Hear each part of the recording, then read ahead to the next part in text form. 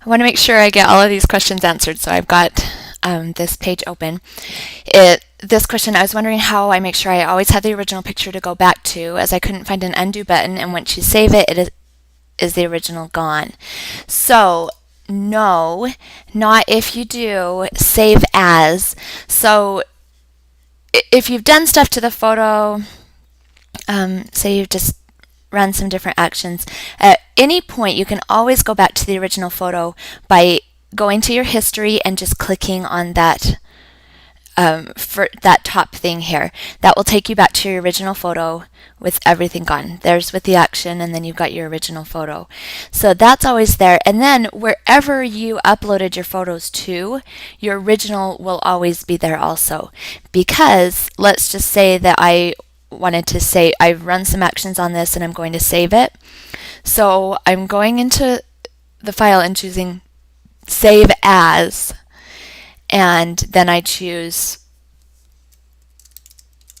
a different name for it. I just call it whatever. I just renumber mine, the edited ones, and save them differently, and then I push save. And if I've done that, my original is still in the first place that I uploaded them. So your computer has the unedited version on it and this original. So I hope that answers your question. Your original is not gone as long as you do save as. If you just choose save, it will save over the top of your original. Okay, when creating a snapshot, is that an easy way to save multiple versions of the same picture? When you're making snapshots, say I ran this action and I make a snapshot, it doesn't save it. It's not saved anywhere on your computer. All it's doing is making a temporary save of that snapshot, so that if I changed things and I could do more to it and then later go back to that first snapshot and compare. If you wanted to save each version, you could. Maybe you'd make multiple snapshots, and you could go to this one and save that one as something, and then go to this one and save that as something. But taking a snapshot doesn't save anything. It's just a temporary reminder of what you've done. Okay, cropping. Crop tool stuck in portrait and need it landscape. How do you switch back? So you've got your crop tool, and what probably happened is before you didn't have a specific width and height, so you were able to just crop how you wanted. And then I taught you to do the front image, which pulls the dimensions up of this. So you've got your width here and your height. Easy way to switch them. Say that I wanted to have it landscape instead of portrait. Just click the back and forth arrow in the middle, and now it can be landscape. So you can click that way and then crop it. And at any time, if you want to change those dimensions, say you wanted a certain print size, you could do an 8 by 10 and then crop that way. Oops. So you can do that, or you can also push clear and it will clear all of those, and then you can crop however you want to.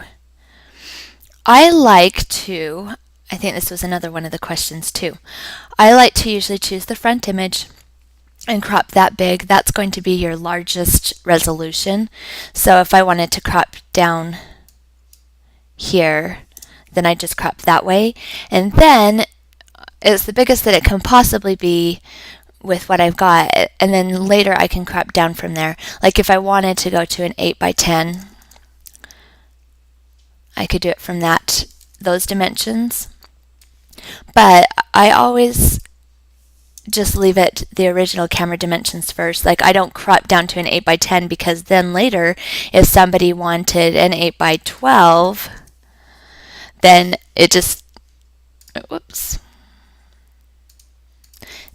keeps getting smaller and smaller, and you might not have room to crop what you want.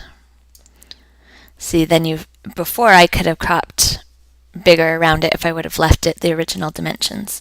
So hopefully that makes sense with the cropping. Let's see. Yeah, when it says up until last night, I was able to move my crop tool to fit any orientation I wanted at any size I wanted. You can do that. You can just leave it.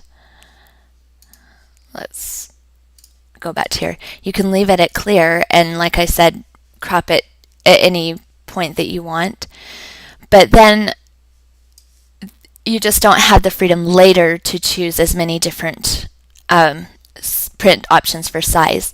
Say I cropped this to a square. Then later, if I wanted to do an 8 by 10, I'd have a lot less room to work with. So I just usually crop, like I said, at the front image. But you can do it however you'd like. If you like the freedom of just being able to move it anywhere, that's fine too. Okay, we got the batch processing. Flatten. When and why do you flatten? Once you flatten, can it be undone? Okay, when you flatten, it's putting everything that you've done into the background layer.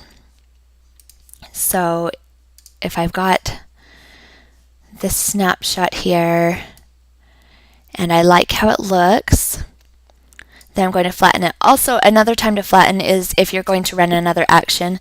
Sometimes if you try to run another action and you already have things going on, then it messes things up, so you just flatten in between. So flattening, it does just combine everything with the background layer. And it's really easy to undo right now. I just flattened and then I think, oh wait, I wanted to change the opacity a little bit.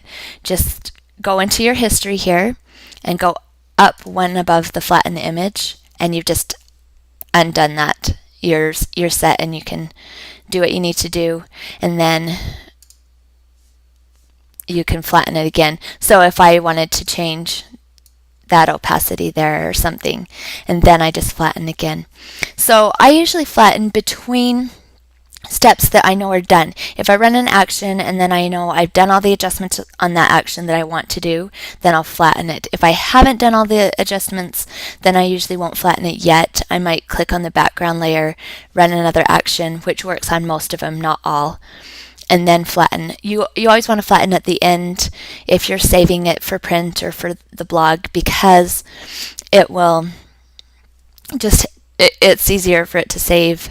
It'll save automatically as a JPEG, and then you'll be able to do all that with it. Now, if you wanted to save it, say I wanted to come back later and play around with this more, but I don't want it to be flattened, because if I come back later, then you won't have this history here. But say I wanted these actions to show up later, and I want to play with it later, then I would save it in the Photoshop format. It'll be a PSD file. And I'd say that, and then when I pull that PSD file up later, it will look just like this. But don't save things as a PSD file if you're putting them on the internet or printing, because you can't do anything with the PSD file besides bring it back into Photoshop. So I think that covered all of those. Shortcut commands. Let me just run through a few of those that I use regularly. All the time I'll use the stamp, and let me get back on there. So the stamp is the clone stamp, and that's just S. That's an easy one that you'll use a lot. The spot healing tool is J, and that one's just an odd letter. You just have to remember J. C is for crop. That's really easy to remember. T is for text. B is for brush. And if you want to copy something, you can do like Command C to copy. Command All selects all, and then you could copy that selection, and then Command V will paste it. I use that a lot. The Command or Control copy, Control V for pasting, and it's hard to think off the top of my head all the commands that I do.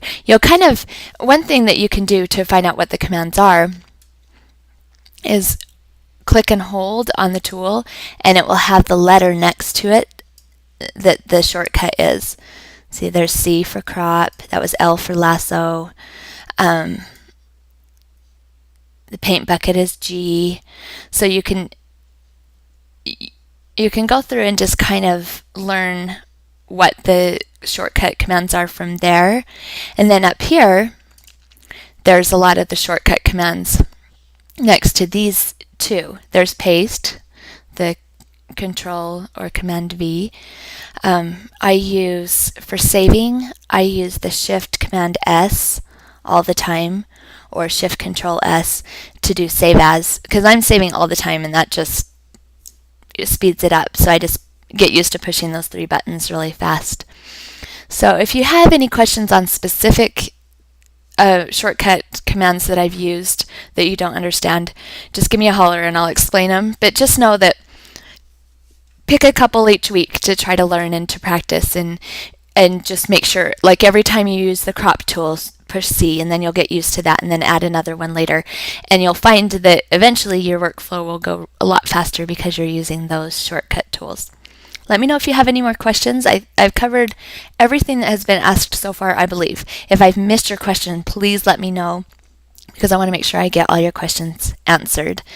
Thanks.